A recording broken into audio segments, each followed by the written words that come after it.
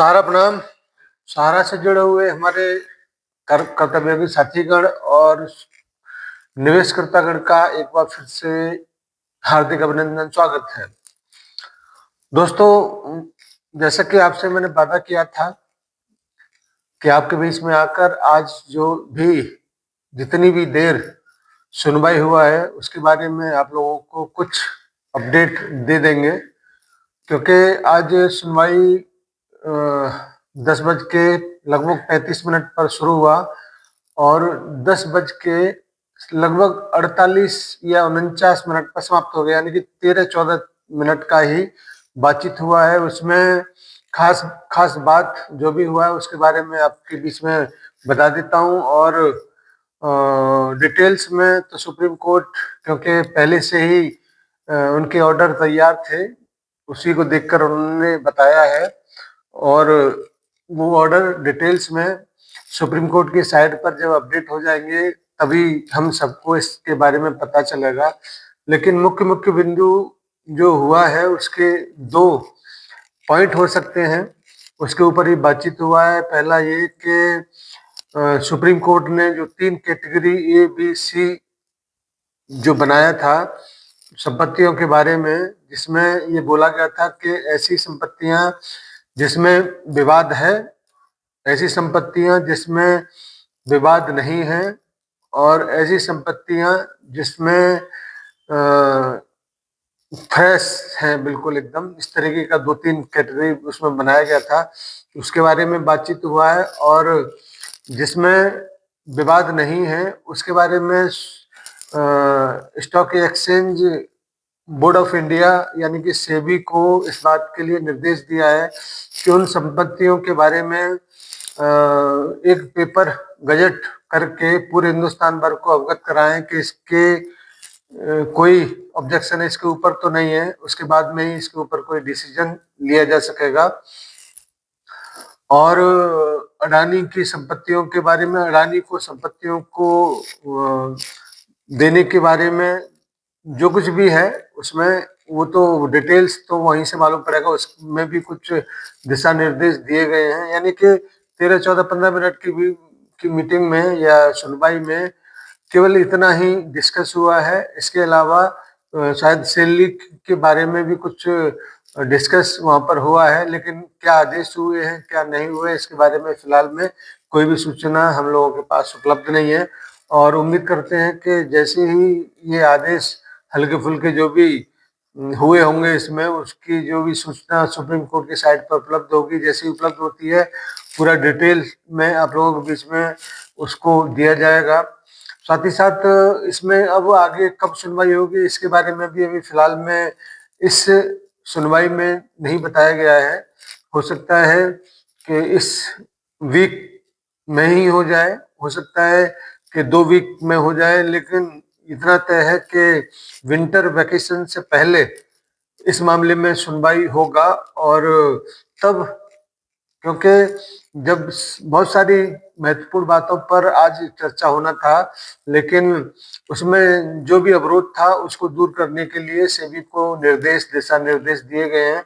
उसके बाद में इस सारी चीजों को निपटाने का काम मुख्यतः किया जाएगा। इस प्रकार की सूचना अभी तक सुप्रीम कोर्ट के माध्यम से या सुप्रीम कोर्ट की सुनवाई में हमको मिला है।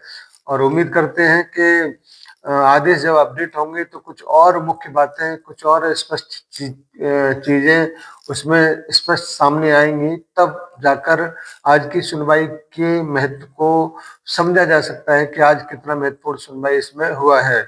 आगे क्या होने वाला है क्या नहीं होने वाला है इसके बारे में तो आज नहीं बताया जा सकता, लेकिन इतना जरूर कहा जा सकता है कि निश्चित तौर पर ये मामला ज्यादा दिन तक, ज्यादा दूर तक नहीं जाएगा और जल्दी ही इस पे एक बहुत ही महत्वपूर्ण डिसीजन आ सकता है। सारा सेबी का विवाद डिस्पोज हो सकता है और जिस दिन ऐसा होता है उस दिन से आप लोगों का जो भी दुख दर्द है वो दूर हो जाएगा। साथियों, हर व्यक्ति ये चाहता है कि उसका जो समस्या है उसको पहले सुना जाए। हर व्यक्ति ये चाहता है कि उसके दुख दर्द को जल्दी से जल्दी दूर किया जाए, क्योंकि ये एक प्रोफेशनल मामला है। सुप्रीम कोर्ट उसको उसी नजरिए से देखता है।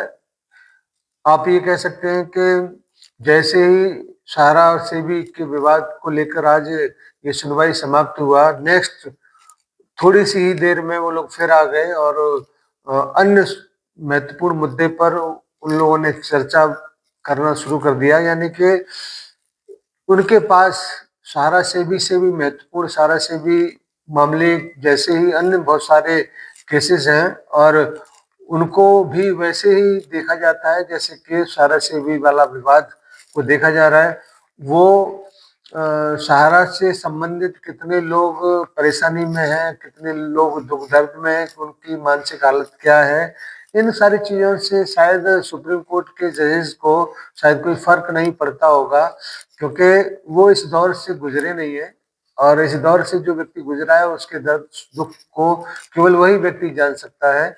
इसीलिए प्योर प्रोफेशनल जो व्यक्ति होता है वो इन सब मामलों से या संवेदनाओं से दूर रहता है और वो केवल और केवल अपने काम से ही मतलब रखता है।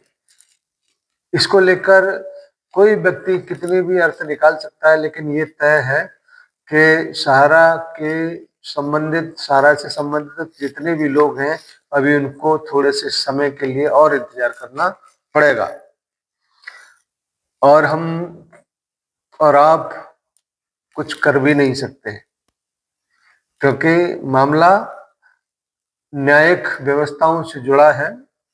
टीका टिप्पणी अधिकतम इसके ऊपर अगर की जाती है तो निश्चित रूप से वो व्यक्ति के अस्तित्व को भी खतरा हो सकता है। इसीलिए हम और आप सिवाय इंतजार के और कुछ कर भी नहीं पाएंगे।